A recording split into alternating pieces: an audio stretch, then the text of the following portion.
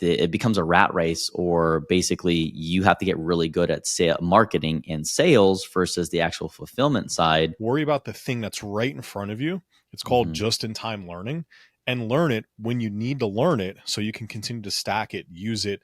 And chances are, as you go, you'll find learning those later on down the road problems becomes so much easier because you already have a really good base level and foundation of knowledge.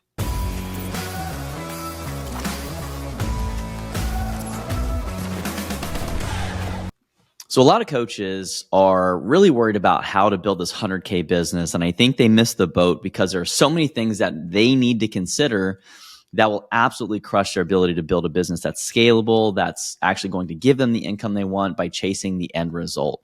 And so today we're actually going to have a very different conversation, because this one isn't inherently tied to how to directly make your next dollar, but rather potentially how to create a general baseline understanding of what you need to do to be valuable to then be able to charge $1. So here's all the stuff that you should focus on before worrying about your first paying client. And if you haven't seen that episode yet, make sure you subscribe and go back and review that one, because it's really going to set a lot of the stage on what you should pay attention to when you're trying to prepare yourself for that first paying client. So all that to say, welcome to Beyond the Pump, where we talk about the business of fitness and nutrition. Steve, what you got going on today? How's life treating you?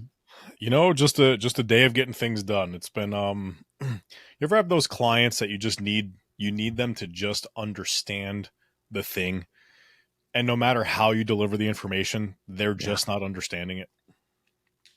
You just got to pull out a picture book. Today's one of those days. Today's one of those days, but we're making headway. And quick backstory. Yeah. So you and I, Andrew, we get to coach some clients, obviously, but you know, as we're talking through this and whatnot, we have a client who their attrition, their churn in their business is massively high. We're talking roughly 20% per month, which means 20% of their clients that they started the month with leave by the end of that month. They have to replace their entire client database every 5 months just to keep their business at a break-even point. And bringing up these facts and these pieces of data, and this is data, it's not assumption. This is pulling it out of the system that processes their payments. They were not overly concerned about that number. And all they want to figure out is how to do better marketing and create more sales. So, yeah. I mean, well, and it's interesting because I think that really does act as a good segue of like, what kind of business do you want to run? And in this case, when you have to replace all of your, like, let's say 1 out of every 5 clients, you know, a month, every 5 months, you have a brand new roster. You can start to see that it becomes a rat race, or basically you have to get really good at marketing and sales versus the actual fulfillment side. And I think that a lot of coaches aren't prepared for that. They're not equipped. They don't have the knowledge. And that really sets them up for the long-term feeling of just excessive strain mentally, because they don't have some of those prerequisite ideas, or they haven't evolved their skill sets. And they're still inherently, like, in their head a coach that now has other people that are responsible for feeding potentially, and, you know, whether it's their family or their team. But yeah, I definitely. yeah, it's and you know, and you brought the conversation back on track very eloquently there. But the pros and cons of setting your business up and delivering a certain type of service are literally just a list of things that should generally naturally happen, the pros, and then the cons, the things that you want to actively manage.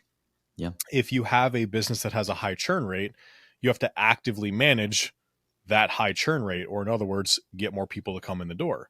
If you have a business that has a very low churn rate, then you don't really have to actively manage that. You're not worried about trying to get as many new people in the door to replace them. So the pros and cons list of what you set up, there is no wrong or right answer. It's who you are, how you're wired, the business you want to set up, what you want to do. If you want to deliver programs, one-time purchase versus, you know, high touch, intimate coaching that you meet them every 30 minutes, every week for 30 minutes face-to-face, 2 very different businesses with very different things to manage. And neither are bad or good. It's just, what do you want to do? Like, what is this business supposed to be doing for you? Right.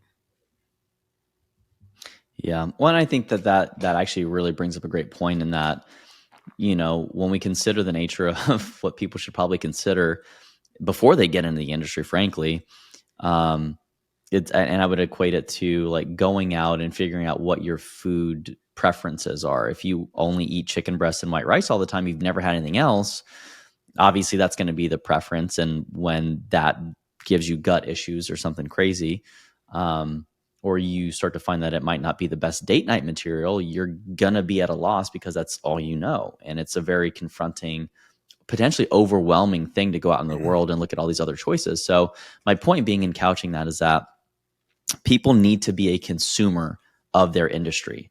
And it happens so often that I know so many coaches that, having seen roughly like 8,000 ish coaches go through a level 1 course and like 25 other thousand coaches go through other various programs, people aren't consuming and they're not being the end user of their own process. And so when it comes to knowing what works versus what doesn't work versus kind of mentoring or being mentored by a more seasoned person in their own journey, it becomes very problematic because they're like, I don't know if this is going to work or not. Well, yeah. What are your other options? Well, I don't know. Well, you should probably go and get coaching from a couple other coaches and go through your own journey, which, kind of opens a can of worms discussion of like, do you need to look very fit to be a great fitness coach? No. But I will say that if you do look more fit than less fit, your job is probably going to be a little bit easier. And that's going to indicate that you probably are a consumer of your industry in some form or fashion. And it's an overt experience indicator, I think. But, I think that that's probably the first thing that I would suggest people that are looking to break into the industry and they're kind of weighing their options, what they should probably experience and look at. What about you, Steve? Yeah, I love the idea of experience being part of the mix. The next thing is 100% going to be some type of education around the thing. I don't want that to be, you must go and get this 1 year, 2 year course, this $40,000 thing. Like, it doesn't have to be intense and massive, but it probably also shouldn't be, oh, I'm just going to go read up and study these things or pay $1 for some basic access and never actually take a skills test or exam on the other side to make sure that you retain some of the information. There's a lot of great information on the internet today. ChatGPT or any version of AI that you like. There's so much out there. For $100 to $200 coaching specific, you can learn a lot around fitness or nutrition or whatever excites you in this world, and go start working against that in some type of true form or fashion. So I would stack on at least a very basic singular course education suite of stuff material that's going to give you information on how to go create a result for somebody. It doesn't have to be deep. It doesn't have to be years worth. It doesn't have to be multiple months. It doesn't have to be tens of thousands of dollars, but you should get some type of education on how to navigate whatever solutions you're trying to provide for people. Yeah. Yeah. And I wholeheartedly second that. And the thing that I would suggest as people are going in down that education route is you toe dip. You don't dive headfirst. And what I mean by that is there are people that will buy $10,000 worth of education and bundling in packages. And it's so overwhelming because it's so much stuff that they have to consume. Right. And then on top of that, it's you have to then turn around and be masterful at applying it in a way that when to use it and when not to. If, people go into a surgeon's office, naturally, the concern is that surgeon is going to want to conduct surgery, right? And that's why they have to have the education that they have to know when it's positive and when it's negative and when to do that and when not to. But when money's involved, it gets kind of a little more hectic and a little more less clear. But I think that doing a cheap course is probably something that I would suggest most people start out with. Go do a NASM or, a $17 ISSA course or something wild like that. That's not going to be, well, actually, it might be kind of overwhelming because they do try to cram a lot of stuff in there because they do a volume play in terms of their sales. But you want to find a very simple course that will teach you one or two things about that specific knowledge domain. If you're a personal trainer, don't try to learn the functional movement screen on top of learning how to try to write a 12-month periodized program on top of learning how to do some biomechanical, coaching and analysis and then nutrition and all that. You're going to get overwhelmed. You're not going to have a great framework of integrating the information you're learning. So I would offer the framework of start simple, toe dip, then get more complex, and then go back to simple. And we find that the majority of coaches that stick around in the industry for a very long period of time have that approach. They'll be like, oh, this is easy. And you should be reductionist about it, of like, oh, well, everyone has upper cross syndrome. And like, yeah, okay, you're going to find out that that's not the case, but it's going to make you confident because you're not interjecting and adding a whole bunch of crazy shit to the mix to where you're like, well, it might be Yonda, like there's so many different things. But point being, keep it simple, take the one tool, apply the tool repeatedly until it doesn't work anymore, and then go solve the next problem.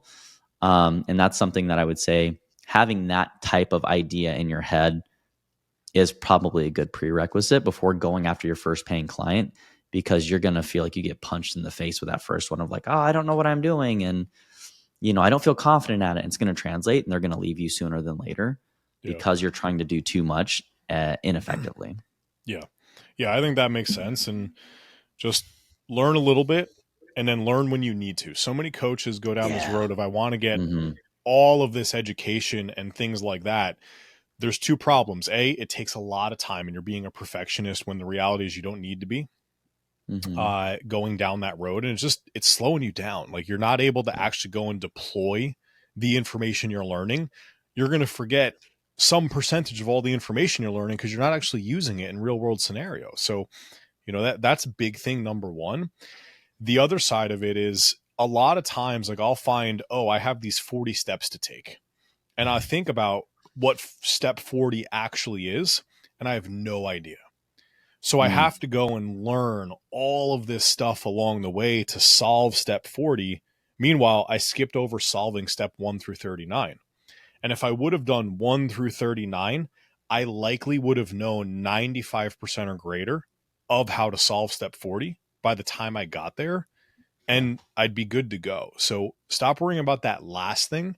Worry about the thing that's right in front of you. It's called just-in-time learning, and learn it when you need to learn it so you can continue to stack it, use it. And chances are, as you go, you'll find learning those later on down the road problems becomes so much easier because you already have a really good base level and foundation of knowledge. Yeah.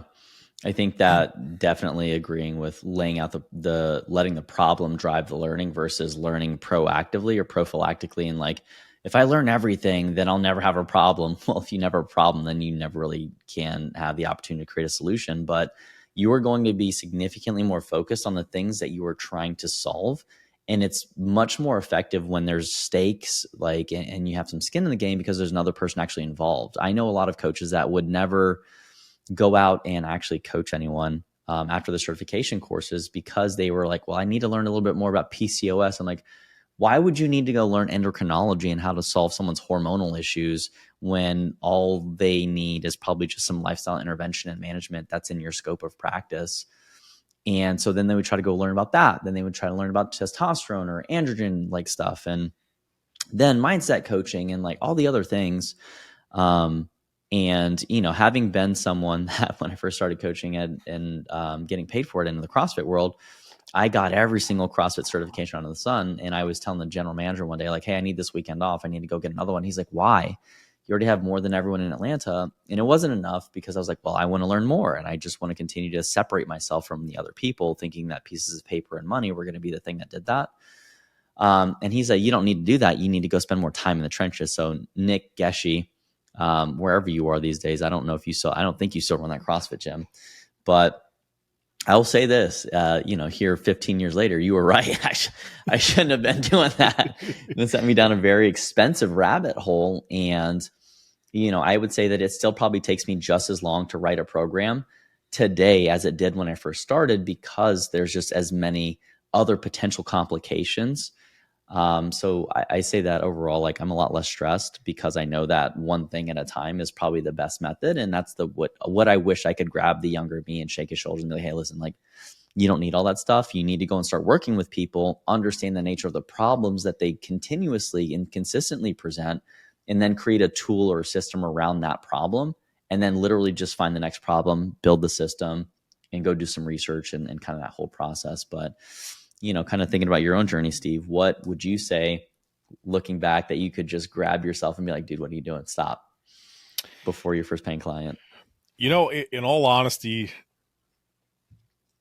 Man, I went from I want to be a trainer to taking a weekend or like a 2 weekend NASM Hmm. foundations course back in, boy, 2007 maybe. Yeah. Um, to getting my first paying client in like, I think all in it was probably like 6 weeks. Mm. So I honestly don't know that I would change much about that process, Mm. except like speed was definitely not an issue for me then. Yeah. Um, but the thing that I would have changed, which is kind of my next point, is as you bring somebody on, understand your system of delivery a bit. How are you going to actually deliver whatever you're doing for your clients to them? And Mm. my recommendation, the best way to do it is take on 2 to 3 people completely for free for like a month, couple like 3 weeks, give them 2 sessions a week just to learn what the load looks like, the work before, the work after. Like in my mind, oh, I Yeah. got an hour session, no problem. It's an hour's worth of work. No, there's programming. No, there's communication. No, there's all these extra things that go into it. Hmm. But what did I want it to look like and how did I want to manage it were things that I had no idea. And that like the foundations course didn't teach me anything. Um, Whole different discussion, but it definitely didn't teach me anything about running the business as a trainer. Hmm. So that's the one thing where I wish I would have slowed down a little bit because I skyrocketed the amount of clients I got very quickly, but I also hit a ceiling way sooner because I was like, oh yeah, I'm going to promise all these things and be the most valuable person. Well, it helped me get a lot of clients, but Yeah. at like 15, 20 clients, I already hated my life. Meanwhile, other trainers, they were consistent. Like, I'm only going to do half-hour sessions, or I'm going to do 1 hour and a half hour. Or I'm going to do 1 hour sessions, but here's the breakdown of the session. And they just had a very clear structure. One female trainer, I want to say she was pushing like 50 clients that she had on her roster. I don't know if they were all 2, 3 times a week. Some of them were every other week, and she was doing really well without killing herself. So Hmm. for me, hindsight 2020, that's the thing that I would have changed, of understand my delivery a little bit better before I started Mm. saying, here's my offer, here's what I'm giving you. Yeah, I think that's really important. And if you don't know how to package that, again, exactly what Steve said, go find your first couple people and understand that you have no idea walking in what you're going to be up against. So you just take them, give them a fun time, give them a great experience, don't hurt them, right? And then see how that goes and then see if you can replicate that. But the most valuable point of those free um, experiences that you're going to give people, if you're trying to build some confidence and understand more, is you're really just conducting research. And research projects require that you collect data at the end, in the middle, and at the beginning, and you're testing a hypothesis. You're doing an experiment. That's why we used to call them guinea pigs at the previous company, is because they're really just lab rats. And you're like, well, if I make you do 100 bicep curls today, how long are you going to be sore?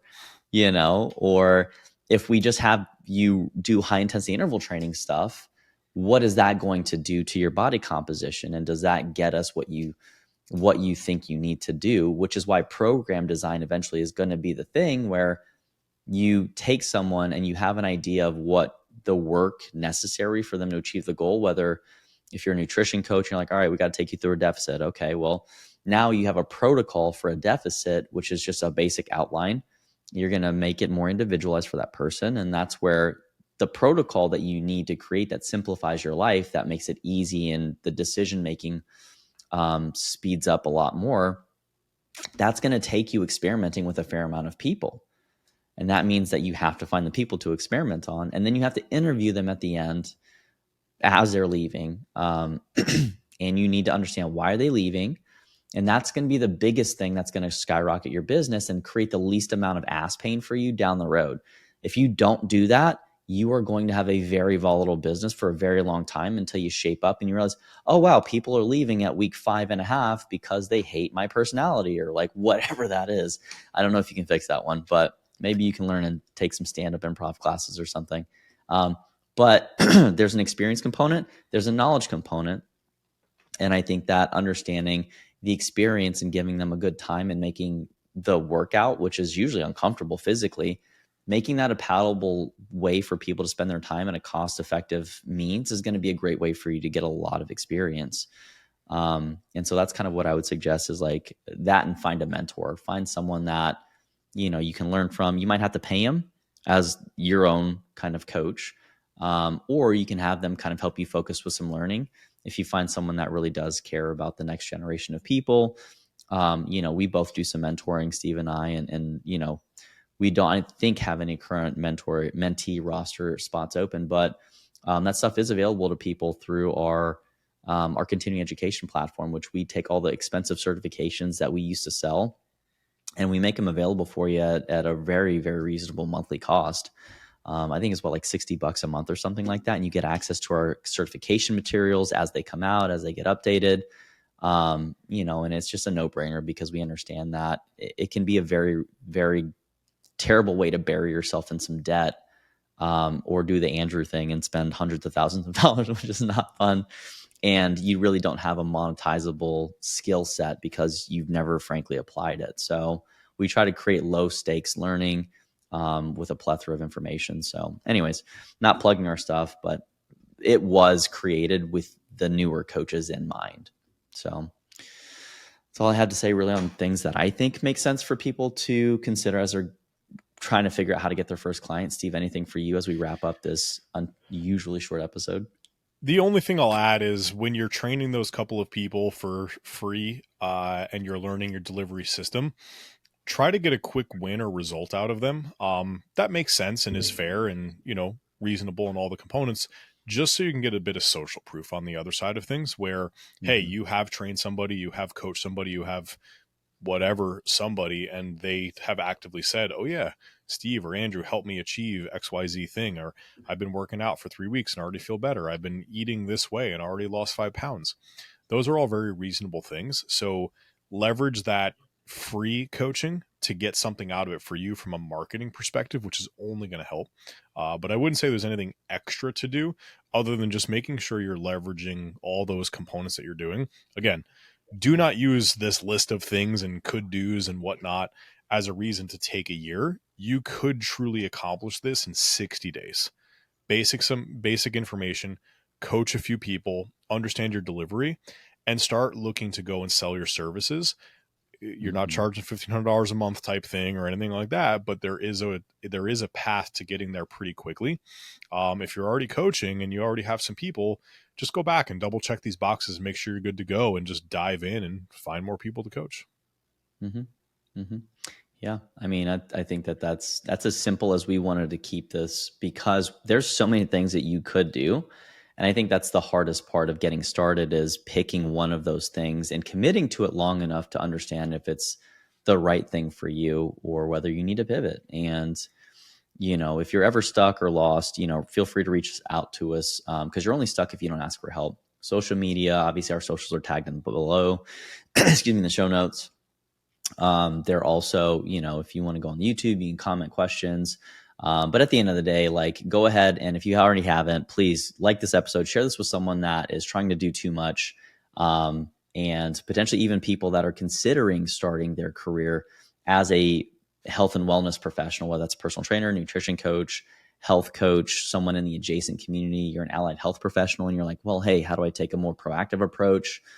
And I think that, together a rising tide lifts all boats. So make sure you share the stuff. You're not gatekeeping the information, because I'm sure someone out there that would greatly benefit from it. But Steve, any closing remarks? No, that's it. Like, share, subscribe, reach out on social media. And if you guys need anything, we're here to help. Perfect. Well, thanks for being here today with us at Beyond the Pump, where we talk about the business of fitness and nutrition. Make sure you stay tuned for the next episode. See you next time.